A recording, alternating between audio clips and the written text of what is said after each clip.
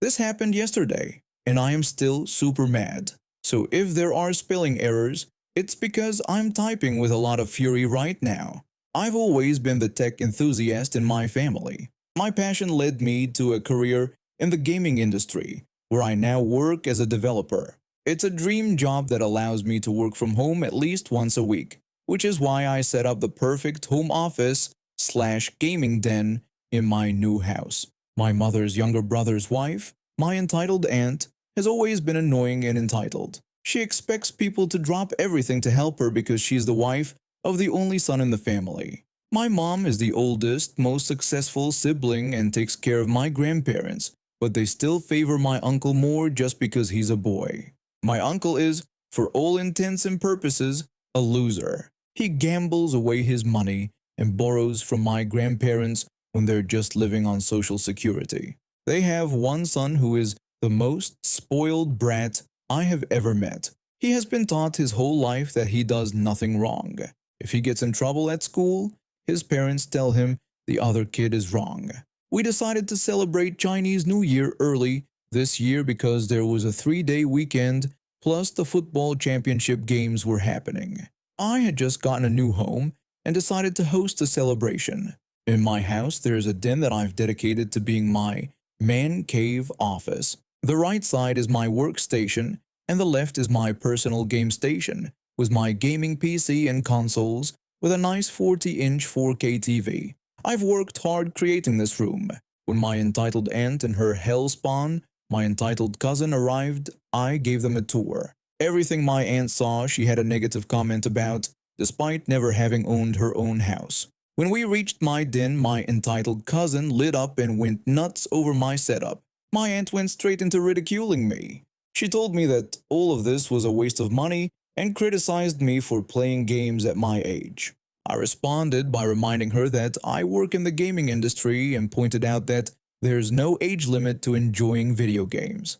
My entitled cousin started whining that he wanted all of this too. Without a second thought, my aunt walked over to my gaming area and started unplugging things and grabbing controllers. I asked her what she was doing. She replied matter-of-factly that her son wanted my setup, so she was packing it up. I told her that she couldn't take what wasn't hers. My entitled cousin just kept screaming that he wanted it right now. I'm 5'10" inches and over 200 pounds of mostly muscle. My aunt is maybe 5 feet 2 inches, so there's no way she could wrestle anything away from me.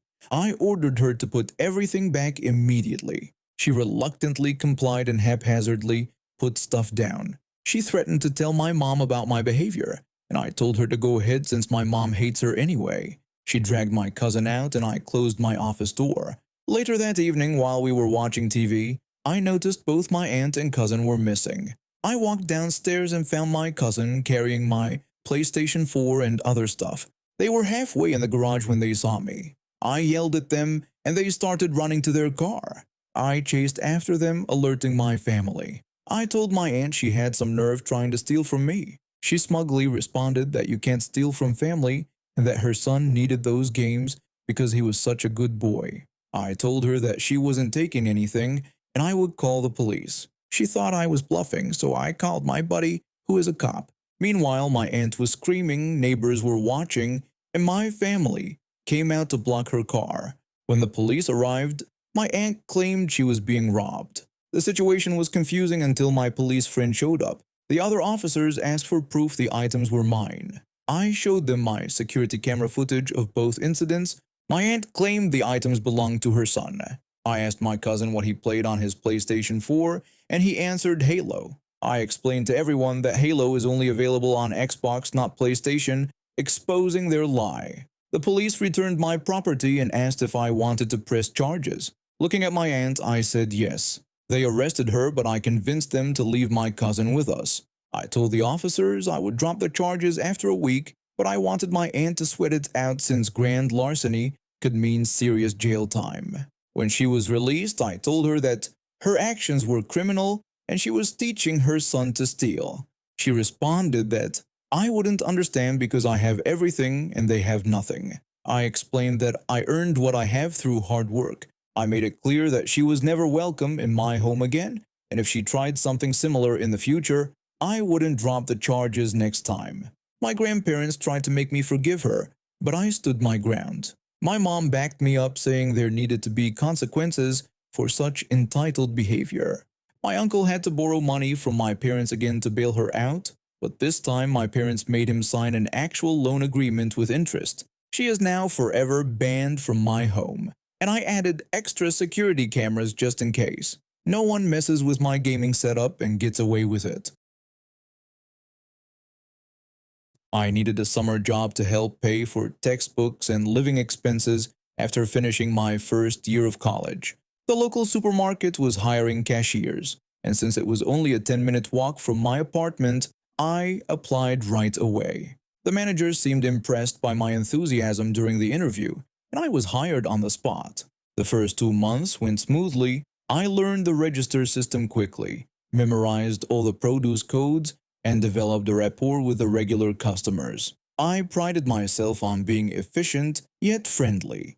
Most customers appreciated my small talk and quick service, often choosing my lane even when others were open. My supervisor had even mentioned promoting me to head cashier if I continued performing well. Everything was going great until that Tuesday morning in July. Tuesdays were typically slow, especially during morning shifts. Most people were at work or had already done their shopping over the weekend. I was halfway through scanning a small family's groceries, a couple with their toddler who always smiled at me when I noticed her. The woman, who I'll call Karen for the sake of this story, was standing behind them, tapping her foot impatiently and checking her watch every few seconds. She had a young boy with her, maybe around 8 or 9 years old. Her cart was overflowing with processed foods, sodas, and various snack items. I finished bagging the family's items and wished them a good day. As they were gathering their bags, Karen shoved her cart forward, hitting the father in the shin. He winced in pain but didn't say anything. Karen muttered under her breath that we had taken long enough, her tone dripping with irritation. I smiled politely, choosing to ignore her comment. Her son pointed at the candy display near the register and asked his mom if he could have a candy bar. Karen immediately shot him down, saying he couldn't have one because he'd get fat, adding that he was already gaining weight. I felt bad for the kid. He wasn't overweight at all, just a normal growing boy. Karen, on the other hand, was considerably overweight, which made her comment seem even more hypocritical considering the junk food filling her cart. I started scanning her items as quickly as I could. After just 2 items, she sighed loudly and complained about how long it was taking. She explained that her son had a playdate soon, and she needed to go because she didn't like being late. I assured her that I would go as fast as I could. I increased my scanning speed. I'm normally pretty quick. Even with carts containing 70 items, I could finish in about 5 minutes. She had maybe 35 items, so it shouldn't have taken long at all. But before I could even get through a quarter of her items, she sighed again, this time more dramatically. She demanded to know why I was taking so long and accused me of being incredibly rude. She asked if I understood that people have places to be, then demanded that I get my manager immediately. I was shocked. I'd been scanning her items for barely 2 minutes. When I asked what she needed the manager for, she emphasized that she had places to be, speaking in a slow, condescending manner. She claimed to have OCD and said she couldn't handle being late. To prove her point, she grabbed 2 boxed items from her cart and straightened them unnecessarily. The whole OCD claim seemed forced and insincere. She repeated her demand for the manager, adding that she didn't have all day. Not wanting to escalate the situation, I called my manager over the intercom. He arrived quickly, looking concerned, and asked what the issue was. Karen launched into an accusation that I was intentionally moving slowly and that I knew about her OCD but wanted to cause her a panic attack. She demanded to know if that's what he wanted in his store, then insisted he fire me and give her a discount because of the absurd way she was being treated. My manager maintained his composure, despite her absurd accusations. He explained that he couldn't fire me for simply moving slowly and suggested that if she wanted a discount, they had an online system that would give her a lot of coupons. Karen's face turned bright red. She grabbed two more boxes and straightened them aggressively, still trying to convince us of her supposed OCD. She expressed outrage at his response, repeating that she had OCD. She then declared that now that she had thought about getting a discount, she needed one, specifically 50% off.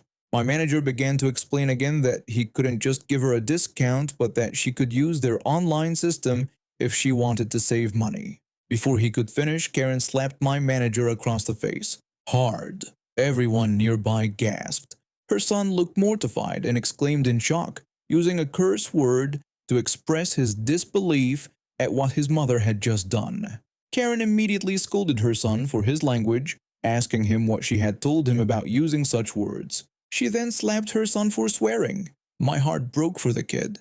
Karen started gathering the items on the conveyor belt and the few that had already been bagged, throwing everything haphazardly into her cart. She grabbed her son's hand and began rushing toward the exit without paying, all while yelling obscenities at us and threatening to sue for mental damages and cruelty. As she was about to clear the aisle, I shouted for someone to stop her, explaining that she hadn't paid.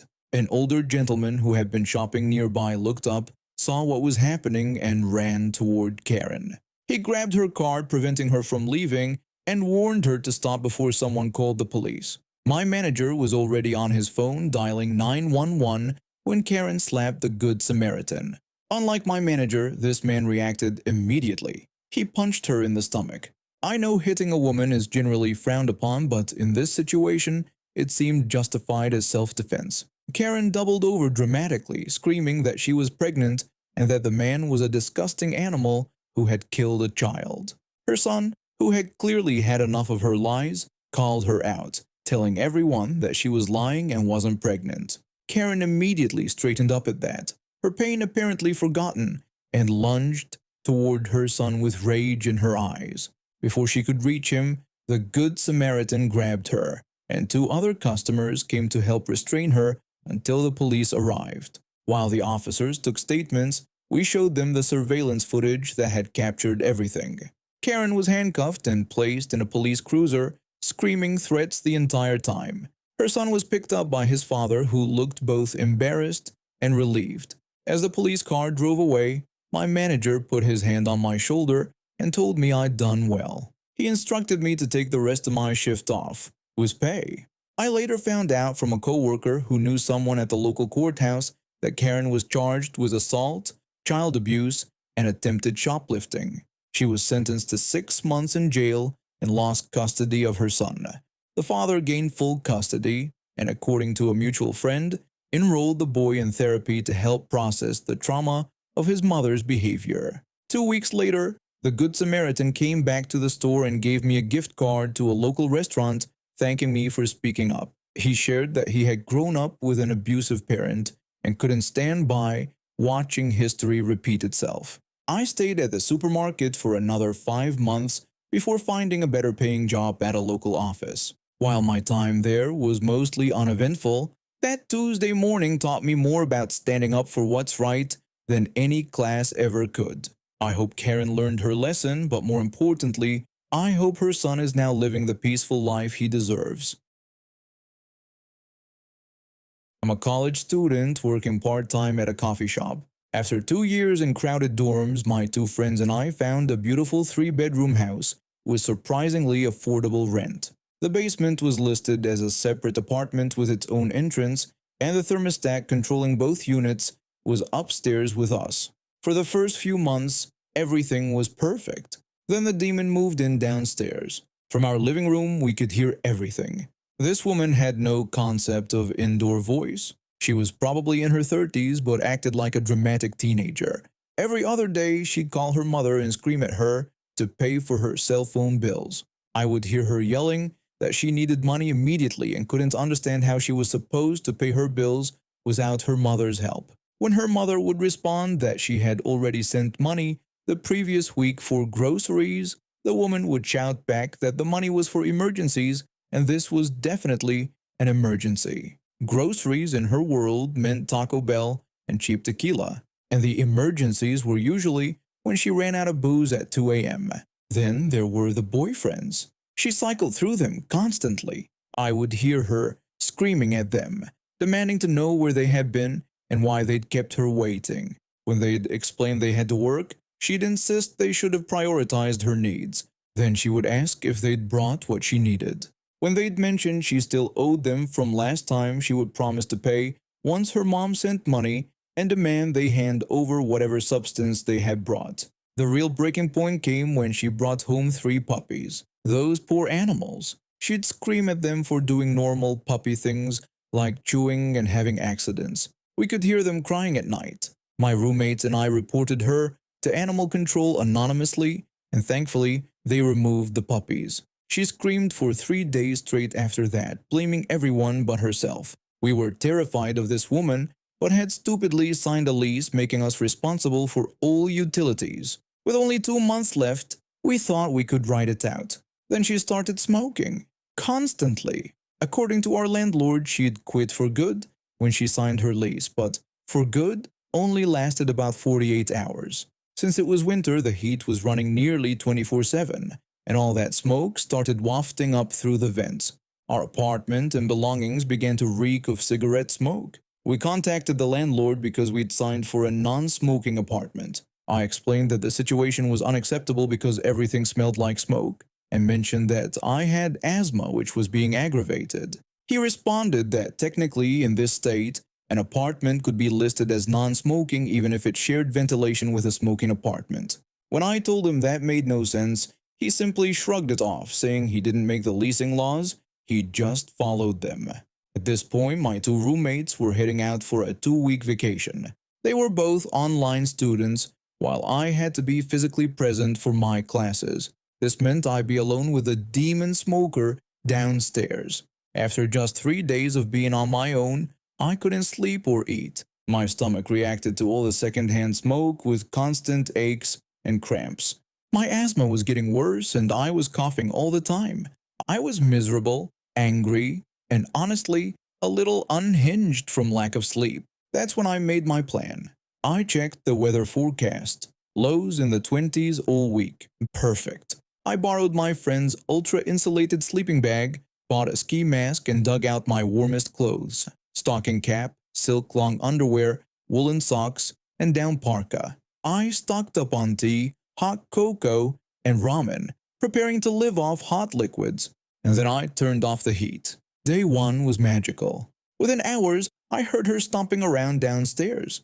Then came the phone call. She was screaming at her mother, complaining that the place was freezing and accusing the landlord of trying to kill her. She blamed her mother for forcing her to move into what she called a frozen crap hole of an apartment.